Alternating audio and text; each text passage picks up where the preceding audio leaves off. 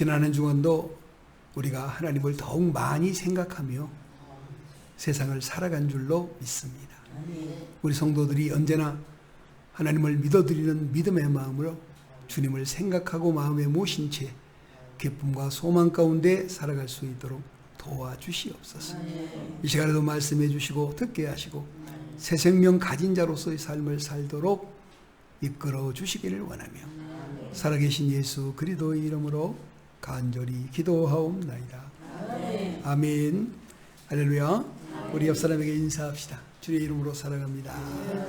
사랑합니다. 사랑하고 축복합니다. 예.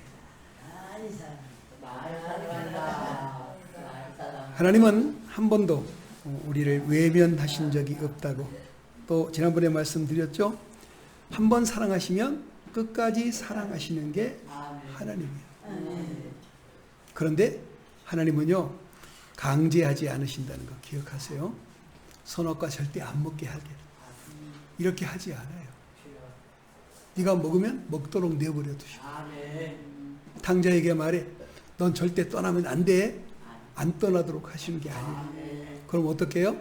떠나도록 그냥 내버려 두시고 이게 자율이에요. 자, 그런데 우리가 인간들은 이런 자유를 가지고 하나님의 도우심 속에 창조를 받았어요.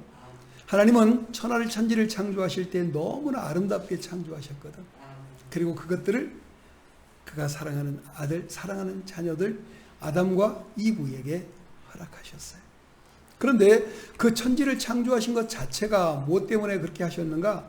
창조의 순서를 보면요, 사람이 가장 살기 합당한 그런 아름다운 것을 다 만들어 놓으시고 그 다음에 아담을 만들어서 거기서 살게 하시는 거예요. 이게 하나님의 계획이에요. 물론 여러분, 하나님은 여러분과 저에게 구원의 은혜와 더불어서 세상을 살아갈 때에도 살기 합당하게 아름다운 은혜를 늘 주시면서 우리를 배려하고 계시다. 기억하시기 바랍니다. 장자가 집을 떠났을 때 어떻게 하셨죠? 하나님은 찾아가지 않으셨어요. 찾아가지 않으셨어요. 여러분, 하나님의 사랑을 잘 알아야 돼. 근데 돌아오면 절대 거절하지 않으셔. 돌아오시면 그냥 반가이 맞아주는 거예요. 아무것도 이런 것 없이 실패자로 돌아왔는데 아버지의 것을 다 먹어버리고 쓰고 빈손으로 돌아왔는데 하나님은 너 왜 그랬냐고 한마디도 물어보지 않아. 오히려 탕자가 하늘과 아버지께 죄를 지었다고 잘못했다고 용서해달라고 이렇게 말하려고 하니까 그 말할 틈도 그냥 제대로 두지 않고 바로 데리고 들어와서 어때요? 그냥 좋은 옷 입혀주시고 가락지 끼워주시고 발에 신발을 신겨주시면서 너는 내 아들이다. 어떤 아들이냐? 잃어버렸다가 다시 찾은 아들. 너는 내 아들이다. 죽었다가 다시 찾은 내 아들. 오늘 이스라엘도 디아스포라가 되어서 세계에 흩어졌을 때에 하나님은요 모른 채 하고 있어요. 모른 채. 근데 어느 날 갑자기요 세계에 있던 모든 이스라엘 사람들이 동시에 어디로 가요? 가나안 땅으로 온다니까. 세계에 있던 모든 사람들이 동시에 가나안 땅으로 와요. 이게 누구의 역사요? 하나님의 역사죠. 하나님께서 그들에게 돌아올 수 있게 하신 거예요. 흩어져 있던 사람들이 각 나라에 막 나라마다 흩어져 있었어요. 그 많이 흩어져 있던 사람들을 하나님이 일시에 불러서 만약에 하나하나 부르면 어떻게? 힘이 없어서 저들을 이길 수가 없었겠죠. 근데 일시에 불러서 통일시켜버린다니까. 일시에 불러서 독립시켜버려요. 그래 그 나라가 다시 세워지는 거예요. 세상에서요 지구상에서 없어졌던 이름이 2000년 가까이 되어서야 다시 세워지는 나라. 그것도 하나님이 주신 땅을 회복했다고 돌아와서 그 나라를 세운 나라가 이스라엘이에요. 오늘 여러분 다시 한번 우리 하나님이 여러분을 사랑하시는 그 사랑을 받아 누리시기를 바랍니다. 자, 그런데 오늘 저와 여러분에게 하나님의 백성이 되게 하신 것을 언제쯤 되게 하셨을까? 우리는 믿음의 때는 다 다릅니다. 사람마다 믿음의 때가 달라요. 어떤 사람은 어머니 뱃속에서부터 믿고 태어나는 사람도 있어요. 이것을 우리는 하나님 앞에서 영광 돌릴 수 있는 사람이라고 생각하지는 않아요. 왜냐하면 어머니 뱃속에서 태어났던 사람들은 대부분 보면 조금 믿음이 조금 그려. 조금 그래. 그런데 좀 이게 어떤 경로를 통해서 어떤 경험을 통해서 정말 그 사람이 새롭게 변화를 받으면 정말 잘 믿는 그런 사람이 되는 거예요. 오늘 이스라엘도 대자자손손이 예수를 하나님을 섬기는 사람들이요. 자, 그래서 오늘 49장 1절을 한 번 더 다시 한번 읽어보도록 할게요. 다시 한번 읽어봅니다. 자, 읽어볼까요? 성들아 내게 들으라. 먼 곳 백성들아 귀를 기울이라. 여호와께서 태에서부터 나를 부르시고 내 어머니의 복중에서부터 내 이름을 기억하셨으니. 아멘. 5절 말씀 볼까요? 이제 여호와께서 말씀하시나니 그는 태에서부터 나를 그의 종으로 지으신 이시요 야곱을 그에게로 돌아오게 하시는 이시니 이스라엘이 그에게로 모이는도다. 그러므로 내가 여호와 보시기에 영화롭게 되었으며 나의 하나님은 나의 힘이 되셨도다. 언제부터 여러분 지었다고요? 하나님은 여러분을요, 어느 날 기분 그래서 저놈이 좀 불쌍하구나, 내가 저놈 살려줘야 되겠다, 그리고 어느 날 갑자기 나를 믿게 한 게 아니요. 그럼 뭐예요? 하나님께서는요, 어느 날 갑자기 나를 믿게 한 게 아니라 항상 말씀하셔요. 창세 전에. 또 말씀을 하셔요. 만세 전에. 또 하는 말씀이 있어요. 영원 전에. 그래요. 우리 하나님은 오늘 우리를 선택하실 때에 어머니 뱃속에서부터 알아줘요. 어머니 뱃속에서 여러분을 불러주고 계셔요. 어머니 뱃속에서 여러분을 선택했다는 말을 사도 바울이나 또 다윗이나 모든 사람들이 다 입술로 고백을 합니다. 사도 바울은 내가 어머니 모태에서부터 죄인으로 출생했다는 거예요. 그 말을 다윗도 똑같이 고백을 해요. 왜 죄를 지었느냐? 너는 왜 죄를 짓고 사니? 난 어머니 뱃속에서부터 죄악 중에 출생했어요. 그렇기 때문에 나에겐 죄성이 있어요. 그 죄성 때문에 내가 죄를 짓고 살아요. 하나님 다 알아. 여기서 있는 박 목사에게도 그 죄성이 지금도 있어서 지금도 그 죄성이 나타날 때가 있다니까. 죽이고 또 죽이려고 해도 어떨 때 또 드러날 때가 있어요. 하물며 목회를 하는 나도 그러는데 여러분에게 왜 없다고 할 수 있겠어요? 자, 그러나 하나님은 기억하라는 거예요. 내가 너를 복중에, 네가 어머니 뱃속에 있을 때부터 너를 알았어. 어머니 뱃속에 있을 때부터 너를 불렀어. 나는 창세전에 너를 알고, 나는 만세전에 너를 알고, 나는 영원전부터 너를 선택한 사람이야. 이렇게 말하는 거예요. 요한복음 17장 5절 말씀 보니까 아버지여 창세전에 내가 아버지와 함께 가졌던 영화로서 지금도 아버지와 함께 나를 영화롭게 하옵소서. 창세전이라고 하는 거예요. 여기 정말 예수님께서 아버지에게 창세전에 내가 아버지와 함께 가졌던 영화가 있답니다. 지구가 만들어지기 전이에요. 우주가 만들어지기 전이에요. 해와 달과 별이 만들어지기 그 전에 하나님은 예수님과 더불어 영화를 누리는 분이셨다는 거예요. 오늘 그분이 그때에 여러분과 저도 다 예비해 놓으셨어요. 그래서 오늘 하나님께서 말씀하시는 건 뭐라고 하느냐? 이런 말씀이에요. 에베소 1장 4절 보니까 곧 창세전에 그리스도 안에서 우리를 택하사. 자, 에베소 1장 4절 한번 볼까요? 자, 여러분 에베소 1장으로 한번 가보도록 합시다. 자, 에베소서 1장 몇 절? 4절.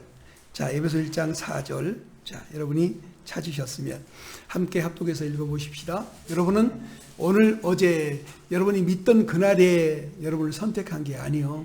언제부터 선택했다고 하는가? 한번 자세히 살펴봅시다. 시작.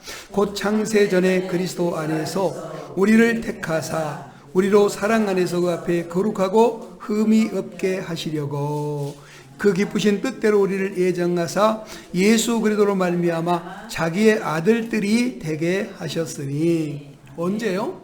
창세전에. 여러분 기억하세요? 어느 날 내가 예수 믿게 된 그날 나를 부르신 거 아니야. 그날 나를 선택하신 게 아니에요. 하나님은 창세전에 여러분을 선택했어요. 어머니 뱃속에 있을 때 선택한 것만 아니라 예수님과 하나님이 같이 영화를 누리시고 계실 그때에 이미 이 세상이 되어질 것들이 다 준비되어져 있었어요. 지금 요즘에 바라보니까 어때요? 어떤 나라는 지진이 일어나서 아이고 몇천 명이 죽었대네. 3천 명이 죽어서 아이고 많이 죽었다라고 놀랬더니 또 어떤 나라는 또 댐이 무너지더니 그냥 그 폭풍 때문에 뭐가 돼요? 6천 명 넘게 많이 죽었는데 심지어는 2만 명도 넘게 죽었을 것이다. 지금 그러고 있대요. 시체 썩는 냄새가 온 지경을 덮고 정말 말로 표현할 수 없는 세계가 퍼졌어. 전쟁이 일어나서 전쟁 때문에 걱정했더니 전쟁은 아무것도 아니야. 지금 정말 저 우크라이나와 이 러시아가 전쟁에서 죽은 사람보다 오늘 지진으로 죽은 사람이 더 많고, 오늘 그 지진으로 죽은 사람보다 홍수로 죽은 사람은 더 많고, 오늘 그 사람들보다 굶어 죽은 사람은 더더욱 많으니 여러분 기억하십시오. 이것도 창세전에 예정된 일들이야. 하나님이 이 재앙을 통해서 마지막을 알려줍니다. 여러분 마태복음 24장을 자세히 한번 읽어보시기 바랍니다. 지금 마태복음 24장의 조건들이 전 세계적으로 일어나고 있어요. 전쟁이 있지요, 지진이 있지요, 기근이 있지요, 홍수 있지요. 바로 이런 재앙들이 하나님은 말세에 재림하시기 전에 이 땅에 그대로 되어질 것에 대한 예언을 마태복음 24장에서 하셨어요. 그러니까 여러분도 그 말씀들을 생각하면서 오늘 이 마지막을 준비할 수 있는 그런 은혜를 입으시기를 축원합니다. 하나님은 또한 말씀하십니다. 우리를 하나님이요, 정말 49장 1절 한번 다시 이사야 49장으로 갑니다. 이사야 49장은 본문이기 때문에 항상 표시를 해놔야 돼요. 그래서 이사야 49장에 가니까 거기에 뭐라고 쓰여져 있느냐 이렇게 말씀해요. 자, 이사야 49장 1절에 말씀합니다. 2절에 말씀하기를 뭐라고 하느냐? 내 입이 날카로운 칼같이 만드시고 나를 그의 손그늘에 숨기시며 나를 갈고 닦은 화살로 만드사 그의 화살통에 감추시고. 아멘. 하나님이 우리를 날카로운 칼을 가진 입. 여러분의 입은요 뭐라고요? 날카로운 칼 같은 입이야. 그런데 하나님이 그걸 숨겨 놓으셨어요. 네 칼이 사용될 때에 상대는 베어서 죽어. 여러분 입술로 사람을 죽이기도 하고 입술로 사람을 살리기도 하는 거예요. 여러분 말이 여러분 살리기도 하고 죽이기도 해. 그렇기 때문에 수술실에서 수술하는데요, 그 환자가 귀에 들린다는 말이, 의사가 말을 했는데요, 이게 오늘날 좌심방이 있고 우심방이 있대네. 보통 정말 있는 심장이 있는 곳이 아니고 그 반대쪽에 심장이 있어서 의사가 수근거려. 이 사람은 심장이 반대쪽에 있다고. 심장이 반대쪽에 있다고. 그런데요, 마취했는데 심장이 반대쪽에 있는 그 사람 심장이요, 갑자기 심장이 이상하게 뛰기 시작해. 건강한 사람이, 이 사람은 심장이 다른 데가 아팠지요. 심장으로 오히려 건강했는데 의사가 하는 말을 듣고 내 심장이 이상한가 보구나. 내 심장이 병들었나 보구나. 그랬다는 거예요. 그러고 난 다음에 그 사람이 갑자기 심장이 나빠져가지고 얼마 후에 심장 안 나쁘다고, 나 심장이 나빠 죽는다고. 의사가 아무리 와서 설명을 해줘도 안 믿어. 그리고 심장으로 죽었대. 심장병으로 입원한 사람 아니라니까. 근데 그 의사가 그 마취시켜놓고 나서 학생들을 전부 데리고 와서 그 설명을 하는데 어떻게 뭘 설명했느냐? 이 양반은 우심방이 있는가 좌심방이 있다는 거예요. 난 심장이 어디 있는지 잘 몰라요. 자, 그래서 우심방이 있는데 그 사람은 좌쪽에 심장이 있다는 거예요. 그러니까 뭐요? 의사들 다시 의사 지금 견습하는 그분들 모셔다가 다 같이 세워놓고 이분의 심장은 지금 이 정상적인 심장이 있는 쪽이 아니고 반대쪽에 있다고 이렇게 수군거리며 자기들끼리 얘기했는데, 이 환자는요 자기 심장이 병들었다고, 그래서 많은 사람들이 걱정하고 염려한다고 생각을 하고 들었다는 거예요. 그 마취가 깨고 난 다음에 그 심장 때문에 시름시름 앓다가 아무리 심장은 건강한 심장이라고 걱정하지 말라고 그래도 안 믿더라는 거예요. 그래 죽었다는 거예요. 반대로 오는 사람은 심장이 정말로 나빠서 이게 뜸성뜸성 뛰어. 드문드문 뛴다니까. 금방 끊어질 것 같아. 그게 사람이. 그런데요, 의사들이 말하는 말을 잘못 들었어. 이 사람이 어떻게 잘못 들었다고?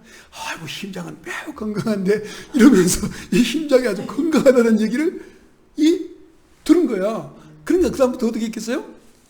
나는 심장이 좋은데 괜히 아픈 거야. 내가 심장은 괜히 좋은데 그냥 괜히 아픈 거야. 의사가 심장이 좋다고 그랬다는 거야. 그래서 심장이 좋다고 해서 살아났대. 그래서 어떻게 살아났냐고 물어보니까 당신들이 나한테 와가지고 그때 말하는데 심장이 내가 좋다는 얘기를 내가 들었다고. 그래서 내가 심장이 참 좋구나, 심장이 참 좋구나 그랬더니 살았다는 거예요. 여러분 마음이 그래. 말이 사람을 죽이기도 하고 살리기도 해. 첫 번째 사람에게는 말이 죽이는 칼이 됐어. 두 번째 사람은 말이 살리는 칼이 됐어. 여러분의 입술을 하나님이 날카로운 칼로 만들었대. 내 입을 날카로운 칼같이 만드시고 나를 그의 손그늘에 숨기시며. 말은 숨어 있어요. 근데 말은 숨어져 있지만 말은 뭐 하는 거라고? 칼이라고. 말은 칼이라고. 부엌에 있으면 음식을 만드는 칼. 수술하는 의사의 손에 들려 있으면 생명 살리는 칼. 강도의 손에 들려 있거나 흉악자의 손에 들려 있으면 사람의 생명을 죽이는 게 칼이야. 오늘 여러분의 입술이 무슨 입술이냐 그 말이야. 내 입술은 생명 살리는 입술인가? 내 입술은 생명을 죽이는 입술인가? 여러분이 정말 신중하게 항상 말하는 말이 뭐예요? 말수만 줄여도 뭐 한다고? 천국 가기가 훨씬 쉬워진다. 말만 줄여도 천국 가는 게 쉬워진답니다. 여러분 제발 말 좀 많이 하지 마세요. 그리고 말을 할 때 뭐 하라고? 생명 살리는 말을 하라고. 왜? 여러분의 입에는 칼이 있다니까. 음식을 만드는 칼 얼마나 좋아. 수술을 할 때 생명 살리는 수술칼 얼마나 좋아요. 근데 흉악한 강도의 손에도 칼이 들려 있고, 예, 정말 세상을 흉포하게 만드는 사이 손에도 칼이 들려 있네. 그게 뭐라고요? 여러분들이 가지고 계신 입이란 말이에요. 입. 이스라엘에게 또 그리스도인에게 하나님은요 입을 주셨어요. 입을 주었는데 그 입은 무슨 입이냐? 칼이라니까. 칼. 그 칼로 사람을 살리기도 하고 그 칼로 사람을 죽이기도 하는 그 칼을 하나님이 숨겨놓으셨어.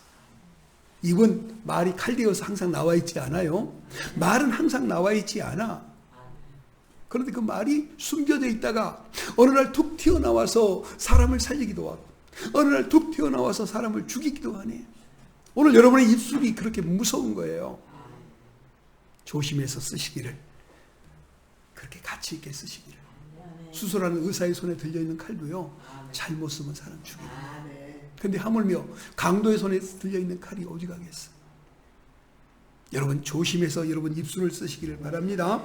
자, 그 다음에 말씀하기를 나를 그의 손그늘에 숨기시며, 자, 나를 갈고 깎은 화살로 만드사 그의 화살통에 감추시고.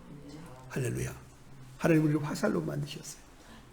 그래서 여러분 정말로 주의 뜻대로 사는 것을 뭐라고 하느냐? 예, 관역의 표적지요. 하나님의 뜻이라는 표적지가 있다니까. 거기를 뭘로 쏜다고요? 활을 쏴, 활을. 그런데 이스라엘이 일부러 속이는 활이라 그래. 성경에 속이는 활 나와요. 속이는 활이 뭔 줄 아세요? 하나님이 뜻대로 살려고 하지 않고 뜻 반대로 그냥 쏴버렸어. 이것을 속이는 활이라 그래. 이것을 죄라고 그러는 거예요. 하나님의 뜻대로 못 산 것이 죄예요. 할렐루야. 그렇기 때문에 여러분, 우리는 화살로 만들어진 존재라니까. 그러니까 우리는 두 가지가 있어, 인생엔. 하나는 뭐라고요? 입에 날카로운 칼이 있어. 두 번째는 뭐라고요? 하나님이 여러분을 연단하셨는데 뭘로 만드셨다고? 화살로 만드셨어. 화살로 만들어서 뭐하라고? 하나님의 뜻대로 살라고. 여기 화살로 사는 것은 하나님의 뜻대로 사는 거예요. 그런데 하나님의 뜻에 반대되는 대로 하나님 이스라엘이 그냥 그렇게 멋대로 살아버리더라고요. 자, 아담이 선악과를 하나님이 먹으라고 했어요? 그래서 먹은 거예요? 아니죠. 지 맘대로 먹은 거지. 자, 하나님이 창자도로 떠나가라고 했어요? 아니죠. 지 맘대로 했지요. 오늘 이스라엘에게 범죄하고 살라고 했어요? 아니죠. 지 맘대로 죄를 지은 거지요. 오늘 우리도 똑같아요. 창자와 똑같고 아담과 똑같고 또 뭐가 돼? 이스라엘과 똑같아. 죄를 짓고 사는 거야. 잘못 살면, 하나님의 뜻대로 안 살면 그게 죄를 짓는 거야. 여러분 믿음으로 사시기를 다시 한번 주의 이름으로 축원합니다. 그리고는 내게 이르시되 너는 나의 종이요 내 영광을 내 속에 나타낼 이스라엘이라 하셨느니라. 아멘. 오늘의 말씀은 6절로 7절로 말씀을 중심으로 말씀을 나누고자 원합니다. 자, 7절 말씀 한번 볼까요? 자, 7절의 말씀 다 같이 함께 봅시다. 이스라엘의 구속자, 이스라엘의 거룩한 이이신 여호와께서 사람에게 멸시를 당하는 자, 백성에게 미움을 받는 자, 관원들에게 종이 된 자에게 이같이 이르시되 왕들이 보고 일어서며 고관들이 경배하리니 이스라엘의 거룩하신 이 신실하신 여호와 그가 너를 택하였음이니라. 아멘. 여러분, 이스라엘이 포로되었을 때 어떻게 됐어요? 포로되었을 때 여기 꼭 이 모습이었어. 뭐라고? 멸시를 당하는 자, 백성들에게 미움을 받는 자, 관원들에게 종이 된 자, 그런 자들이었어. 이게 디아스포라에 있던 이 이스라엘. 여러분, 우리 사모님이나 또 다른 여자분들 대부분 그러시죠? 친정이 못 사는 게요, 내가 못 사는 것보다 훨씬 더 서럽다고 그래. 왜요? 친정이 잘 살면요, 시댁에서 존경해줘. 친정이 못 살면요, 시댁에서 멸시를 해. 알죠? 나라가 잘 살면요, 세계에서 존경해요. 나라가 못 살면요, 세계가 무시해. 여러분, 저 아프리카에서 오신 분들, 또 정말 저 아랍에서 오신 분들, 저 아시아에서 오신 분들 어때요? 무시당하죠? 우리가 그 사람 존경해주나요? 막 사랑해줘요? 무시는 안 할지야 몰라도 존경하지는 않아. 근데요, 대한민국 사람이 저 아프리카를 가봐, 저 아시아에 가봐요, 사람들이 어떨까요? 그냥 존경해 준다니까. 한국 사람이라는 것 때문에 존경해.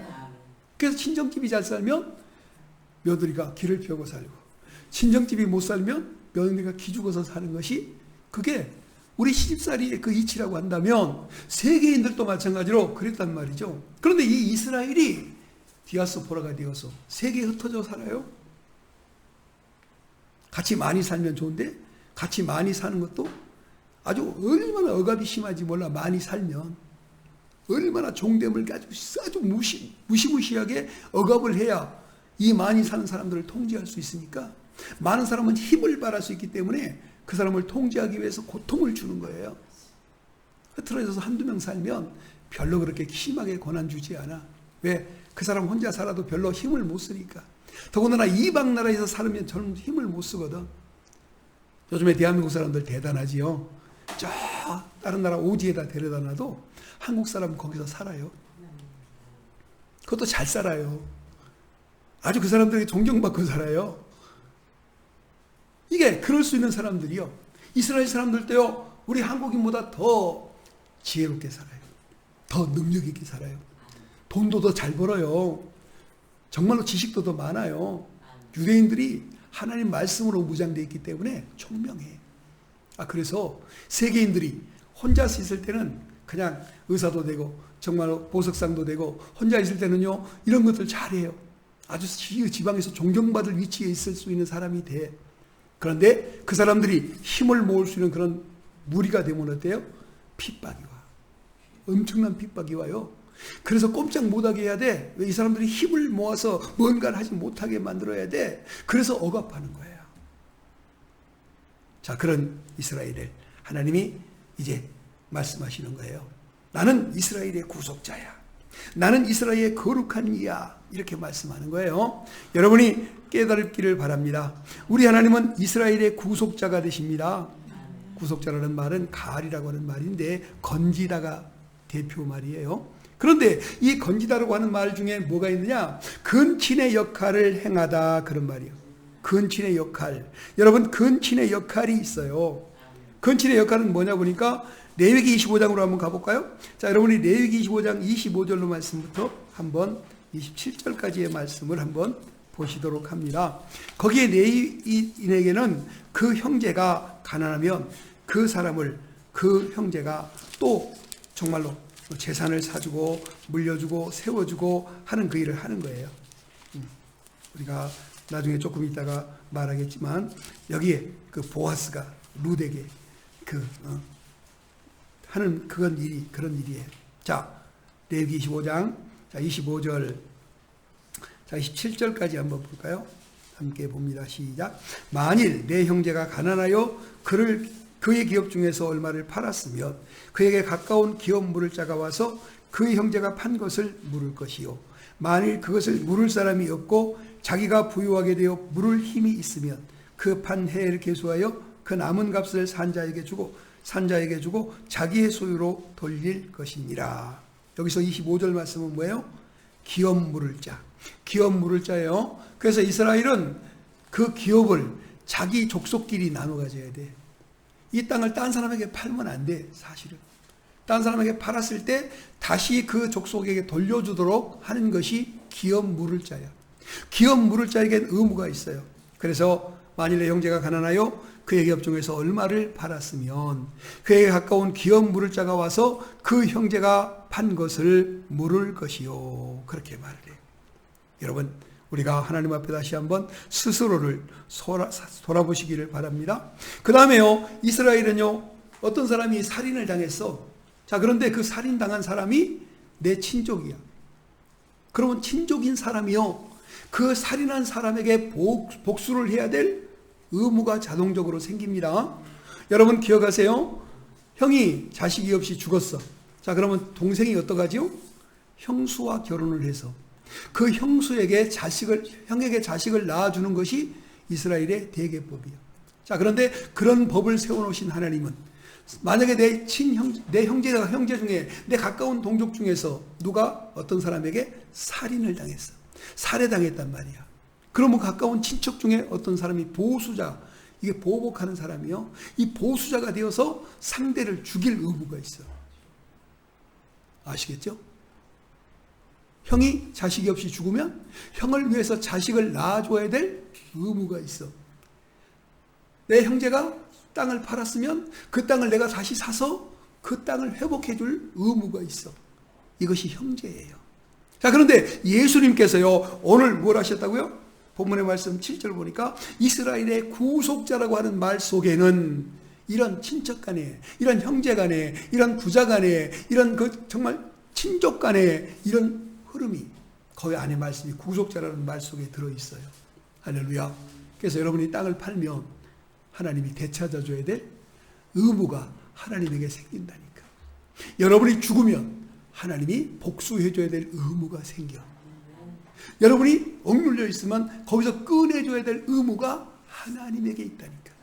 이걸 뭐라고 한다고? 구속자라고 부른다고. 여러분, 이스라엘의 구속자야. 나는 이스라엘 너희가 지금 그렇게 이방의 떠돌이가 되어서 멸시와 천대와 미움을 당하고 있는 거기서 끌어내야 될 의무가 있는 구속자야. 이렇게 말하는 거예요. 할렐루야. 구속자라는 말 속에는 그렇게 그런 여러 가지 의미 중에서 특별히 하나님이 우리의 친척이 되어서 우리 아버지가 되어서 나를 위해서 내가 가난해지면 나를 부유하게 만들 의무가 있는 분이 하나님이에요. 내가 병들었으면 나를 고쳐줘야 될 의무가 계신 분이 하나님이요. 내가 죽으면 나를 대신해서 복수해 주시는 분이 하나님이야. 내가 핍박을 받으면 그 핍박을 하는 자들 내가 그 하나님이 복수해 주시는 그런 분이 하나님이요. 그래서 이스라엘이 잘못하면요, 하나님이 이방인을 들어서 어떡합니까? 이스라엘을 정죄해요. 이스라엘에게 벌을 줍니다. 이스라엘에게 고난을 받게 합니다. 이스라엘의 많은 사람이 때론 죽게도 만듭니다. 그런데 그 일을 하고 난 다음에 그 민족이 어떻게 되는 걸 한번 살펴보세요. 어떻게 되죠? 반드시 망합니다.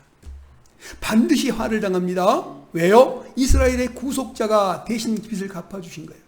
이스라엘의 구속자가 대신요 복수해 주신 거예요. 그래서 우리는 하나님 앞에 말씀하는 건 뭐라고 하시느냐? 너희가 친히 원수를 갚지 마라. 왜? 우리의 구속자이신 하나님이 대신 원수를 갚아주신단다. 대신 복수를 해주신단다. 이렇게 말씀하시는 거예요. 여러분, 그래서 여러분의 삶을 하나님께 맡기시면 하나님이 여러분의 가장 가까운 친척인 누구요? 아버지가 되어주셔서, 하나님이 여러분의 아버지가 되어주셔서 여러분에게 하나님의 은혜를 입고 살아갈 수 있는 사람을 만들어내시는 것이 바로 기업 물을 자라 그래. 자, 룻기 4장으로 한번 가보도록 할게요. 자, 룻기 4장 1절로 4절의 말씀을 한번 볼까요? 룻기는 저 앞에 있어요. 여호수아 다음에 사사기, 룻기가 있어요. 여호수아 다음에 사사기가 있고 사사기 다음에 룻기가 있습니다. 자, 룻기 4장인데 룻기 4장을 보면은 거기 4장이 어디에 있냐면 이렇게 406페이지, 구약성경 406페이지. 자, 여기서 1절로 4절 말씀을 한번 찾아보도록 할게요. 자, 여기서 기업 물을 자. 이게 기업 물을 자가 뭐요? 가장 가까운 친척이란 말이야. 가장 가까운 친척이 복수해줘야 돼. 보수해줘야 돼. 기업을 물러줘야 돼요. 살인했으면 살인한 자를 쫓아가서 살인한 자를 죽여야 돼. 이런 의무가 보수자, 구속자에게 있어. 구속자. 자, 함께 읽어봅시다. 자, 보아스가 성문으로 올라가서 거기 앉아 있더니 마침 보아스가 말하던 기업 물을 자가 지나가는지라.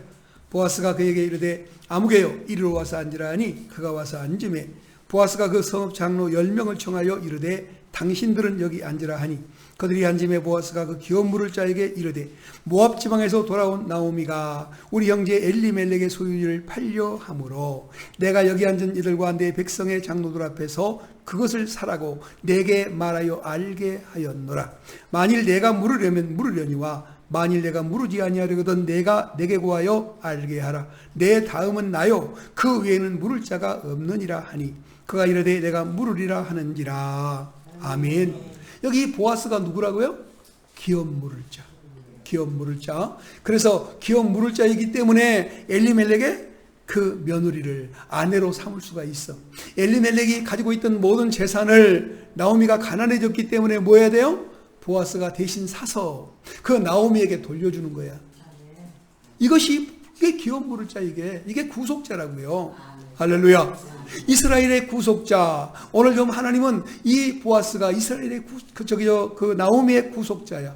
이 보아스가 룻의 구속자예요. 그래서 그 사람은 당연히 자기 친척이기 때문에 기업을 물러줘야 돼. 그런데 보아스보다도 가까운 기업 물을 자가 있었어요. 다시 말하면 정말로 이 보아스는 6촌 되는데 한 4촌쯤 되는 사람이 먼저 있어. 그러면 뭐가 먼저 해야 된다고? 4촌이 먼저 해야 된다고. 6촌이 먼저 하는 게 아니라 4촌이 먼저 한다고. 그래서 기업을 물으되 기업 물을 때도 가까운 사람이 있어서 지금 룻이 보아스에게 시집 가고 싶어서 그렇게 했지요. 나오미가 보아스에게 시집 보내려고 그렇게 했어요. 자, 그런데 오늘 이 보아스는 서두지 마라. 나보다도 가까운 기업 물을 자가 있다. 그래서 이 나오미의 기업을 물을 사람을 찾아 성문 어귀에 이 보아스가 앉고 그 이스라엘 장로 10사람을 불러서 증인으로 세우고 그 다음에 그 기업 물을 사람을 불러서 물어보는 거예요. 지금 엘리멜렉 집이 망했지 않냐? 그래서 두 과부만 돌아왔다. 그런데 그 집을 다시 세워줘야 되지 않겠냐? 그래서 그 구속자가 대신 그런 네가 구속자야. 네가 그 사람의 기업을 물을 수 있는 첫 번째 사람이야. 그러니까 네가 물으려면 네가 물러라. 그러니까 다시 말하면 엘리멜렉의 땅을 사서 나오미나 그 룻에게 돌려주는 일을 하라는 거야. 그게 자기에게 이익이 될 것 같으니까 처음에 이 사람이 그렇게 하겠다고 했다가 좀 있다가 뭐라고 하느냐? 아니, 나는 먹이지 못하겠다. 왜? 내 기업에 손해가 될 것 같으니까 나는 안 하겠다. 그러니까 신발을 벗어달라고 그래. 그 이스라엘은요, 그 기업 물을 자가 기업을 안 물으면 뭐 한 자고? 신발을 벗는 자예요. 이 신발 벗는 자는요, 종된 사람과 똑같은 거예요. 여러분, 이스라엘은 종은 신발을 안 신어. 알겠죠? 주인은 신발을 신고 다녀. 그 신발을 벗어줬어. 그 신발을 벗은 자다. 그 말은 기업을 안 물렀다 이 말이야. 구속자가 되지 않았다 이 말이야. 정말 내 가까운 친척의 도움을 거부했다 이 말이야. 도와주지 않았다 이 말이에요. 그런데 그때 보아스가 자기가 물러요. 그러면서 이제 정말로 룻을 아내로 삼고 나오미를 어머니처럼 섬기면서 그 기업을 다 찾아서 그에게 들려줘. 오늘 이것이 구속자입니다. 자, 이스라엘의 구속자. 여러분, 하나님이 이스라엘의 구속자가 되셨어. 그러면 하나님이 또 어떤 분이셨는가? 정말 6, 7장 중반절에 보니까 여기 말씀하는 것은 뭐냐면 이스라엘의 거룩하신 이인. 그래요, 하나님. 여러분, 이스라엘의 거룩하신 이가 하나님이에요. 거룩하다는 말은 카도시라고 하는 말인데 거룩하게 여기다 그런 말이에요. 성소, 하나님, 천사 이런 것을 거룩이라는 카도시라는 단어를 썼어요. 그런데 이 카도시라는 단어 안에는 분리, 구별이라는 개념이 매우 강하다. 구별되었다, 분리되었다 그런 얘기예요. 제가 여러분에게 신약의 하기오스라는 단어를 수도 없이 말씀을 드렸어요. 오늘도 시간이 많지 않기 때문에 아마 뒤에 말씀은 간단하게 지나갈지 모르겠습니다만 어쨌든 하기오스라고 하는 말은 뭐냐? 구별되다라는 뜻이야. 구별됨의 첫 번째는 뭐냐? 우리가 참으로 하나님 앞에서 영광을 돌리는 그런 사람이 돼야 돼요. 로마서 6장 6절을 제가 읽어드릴게요. 우리가 알거니와 우리 옛사람이 예수와 함께 십자가에 못 박힌 것은 죄의 몸이 죽어 다시는 우리가 죄에게 종노릇하지 아니하려 함이니. 할렐루야. 옛날에 죄에게 종노릇하던 사람이 거룩해졌어요. 어디로 갔다고요? 하나님 아버지께 갔어. 하나님 아버지께 간 거요. 이게 거룩이요. 내가 세상에서 사탄에게 잡혀서 죄의 종노릇하고 있던 사람이 거룩해진 거예요. 그래서 하나님의 자녀가 돼서 하나님의 품 안에 있는 거예요. 이것을 거룩이라고 불러. 이걸 구별됐다 그렇게 말을 해요. 자, 그 다음에 벌써 뭐라고 하느냐? 여기 요한복음 8장 44절에 이런 말을 해요. 너희는 너희 아비 마귀에게서 났으니 너희 아비의 욕심대로 너희도 행하고자 하느니라. 그는 처음부터 살인한 자요 진리가 그 속에 없으므로 진리에 서지 못하고 거짓을 말할 때마다 다 제 것으로 말하나니 이런 그가 거짓말쟁이요 거짓의 아비가 되었습니다. 여기서 누구예요? 너 옛날엔 마귀 자녀였어. 마귀가 네 주인이었지. 너는 죄에게 종되었던 자야. 죄가 네 주인이었지. 그러니까 마귀와 죄가 주인이 되면요 우리는 악하게 사는 거야. 사람이 악하게 사는 거예요. 그 악하게 산 사람은 실패자가 되지요. 그런데 여러분은 하나님의 자녀가 되는 순간에, 예수님이 여러분의 주인이 되는 순간에 뭐가 됐어요? 여러분은 깨끗한 거룩한 자가 되어서, 거룩한 자. 거룩한 자는 뭐요? 아직은 나도 지금 죄를 다 못 벗었어. 아직도 다 못 벗었는데 하나님은 뭐라 그래요? 넌 거룩하다 그래. 넌 하나님의 자녀다 그래. 여러분 예수 믿으면 다 죄 없이 삽니까? 다 깨끗하게 삽니까? 당연히 못하고 살아요. 우린 어차피 죄의 속성을 가지고 태어났다니까. 어머니 뱃속에서부터 나는 죄의 종으로 태어났고 마귀 자녀로 태어났기 때문에 그런 속성이 아직도 나에게 남아있어. 그런데 오늘 거룩해진 나에게 하나님이 은혜를 베푸십니다. 그래 이걸 거룩이 구별되다라는 거야. 근데 구별된 사람에게는 하나님이 능력을 줘요. 여러분 주님은 주지 않고 하라는 일이 없어. 깨달으시기 바랍니다. 못한데 하라고 하는 게 아니야. 줬는데 안 하는 게 죄가 되는 거지. 없는데 안 하는 건 죄가 아니야. 할렐루야. 하나님이요 하나님께 예물을 드릴 때에도 어떤 부자에게는 소를 드려라 그래요. 또 먹고 살만한 사람에게는 양이나 염소를 드려라 그래요. 그 다음에 더 가난한 사람에게는 비둘기를 드려라 그래요. 그 다음에 더 가난한 사람에게는 뭐 드리라고 하느냐? 곡식가루를 빻아 드려라 그래요. 아이고 피해재산을 지내라고 그랬는데요. 아니요. 정말 가난해서 비둘기 한 마리도 못 살 사람에게는 곡식가루를 빻아 갈아서 그걸 하나님께 드리라고 그래. 번제로 그걸 드려라. 그러면 내가 그걸 받겠다 그래. 하나님은요 여러분들에게 없는 것 드리라고 하지 않아. 있는 것 드리라고 하는 거야. 부자니까 너 소 드려. 너 부자니까 너 양 드려. 넌 그래 좀 못 사니까 비둘기 드려. 너는 아주 못 사니까 너는 곡식가루라도 빻아서 내게 드려. 하나님은 그렇게 각 사람에게 차등을 두어 받는 거예요. 여러분 기억하십시오. 은사도 마찬가지야. 하나님이 은사 안 주고 여러분들하고 일하라고 하지 않아. 은사를 주고 하라고 한다니까. 할렐루야. 하나님이 은사를 주시고 하라고 하십니다. 제가 항상 말씀드리고 뭐 요즘에 계속 말하는 말이 하늘의 신령한 복을 준단 말이에요. 하늘의 신령한 복이 뭐냐? 하나님의 자녀로 거듭나는 복이요. 그러고 난 다음에요 여러분 말씀한 것은 뭐라고 하느냐 보니까 베드로후서 1장 3절로 4절 보니까 그의 신기한 능력으로 그래요. 그의 정말 신령한 성품으로 그래요. 베드로후서 1장만 찾아보고 말씀 마무리합시다. 자, 베드로후서 1장 여러분 매우 중요한 말이에요. 이 말씀은 여러분과 저에게 참으로 하나님 주신 힘이 어떤 힘인가를 알게 하는 거야. 베드로후서 1장 3절로 4절 자, 함께 봉독하도록 합니다. 자, 그의 신기한 능력으로 생명과 경건에 속한 모든 것을 우리에게 주셨으니 이는 자기의 영광과 덕으로서 우리를 부르신 이를 알므로 말미암음이라. 이로써 그 보배롭고 지극히 큰 약속을 우리에게 주사 이 약속으로 말미암아 너희가 정욕 때문에 세상에서 썩어질 것을 피하여 신성한 성품에 참여하는 자가 되게 하려 하셨느니라. 여기서 두 가지를 줬어요. 하나님은 3절에선 신기한 능력을 주었고 이게 생명과 경건에 속하는 것들을 우리가 받은 거야. 4절에는요 신성한 성품에 참여한 사람이 되게 하셨어. 여러분 성격이 바뀌시기 바랍니다. 여러분 성품이 바뀌어야 돼요. 베드로후서 1장이에요. 베드로후서 1장 3절로 4절. 자, 그의 신기한 능력이 있고 4절에는 신성한 성품이 있어. 여러분에게 주신 성품이야 이게. 이 신기한 능력, 즉 하나님이 주신 힘으로 여러분이 얻은 거예요. 그러니까 여러분에게는 이것이 있는데 없다고 하면 죄가 되는 거예요. 이것이 있는데 안 쓰면 죄가 되는 거예요. 여러분에게 주신 것은 정말로 하나님께서 여러분 모두에게 신기한 능력과 신령한 성품을 주셨어. 그래서 여러분 정말로 두 번째 하기옵소는 뭐냐? 깨끗하다예요. 깨끗하다. 첫 번째 하기옵소는 뭐라고요? 구별되다. 근데 구별되는 우리는 예수 믿는 죄인인 채로 예수를 영접했더니 아버지의 품으로 와버렸어. 아버지의 나라로 와버렸어요. 아들 안에 있는 사람이 돼버렸어. 그렇기 때문에 이것을 구별된 사람이라 그래. 그런데 이 구별된 사람도 여전히 썩어질 구습의 옛사람이 남아서 아직도 죄를 짓고 있어요. 아직도 악을 행하고 있어요. 이 사람에게 하나님이 기회를 준 게 이게 신기한 능력 준 거예요. 할렐루야. 그것이 신기한 능력이 뭐예요? 말씀과 성령을 주시는 거예요. 말씀과 성령이 여러분에게 오셔서 여러분이 신기한 능력으로 거룩한 사람이 완성되는데, 그 신기한 능력, 즉 여기에 하나님이 주신 말씀과 성령을 받은 사람은 뭐 하는 사람이 되어야 되느냐? 깨끗한 사람이 되어야 돼요.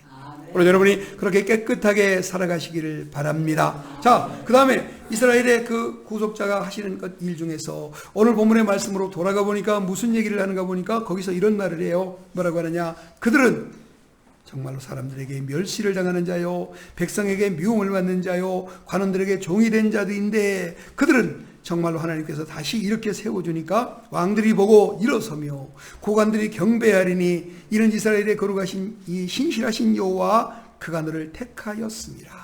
아멘. 하나님이 자유를 주시기 위해서 해방시켜주는 순간에 왕이 이 자리에서 일어선대요. 왕이 자리에서 일어서 고관들이요 여러분 앞에 엎드려 절한대요. 마지막으로 세 번째는 그 왜 그러겠는가 보니까 그것은 이스라엘의 신실하신 하나님이, 거룩하신 그 하나님이 너를 택하였기 때문에 그렇게 되었다. 이렇게 말하는 거예요. 말씀을 마무리합니다. 길었습니다. 하나님은요 여러분 사랑하셔요. 정말 사랑하기를 포기하지 않아요. 믿으시기 바랍니다. 그 하나님을 사랑하시기 바랍니다. 기도합시다. 감사합니다. 하나님, 영광을 받아 주시옵소서. 예수님의 이름으로 기도하옵나이다.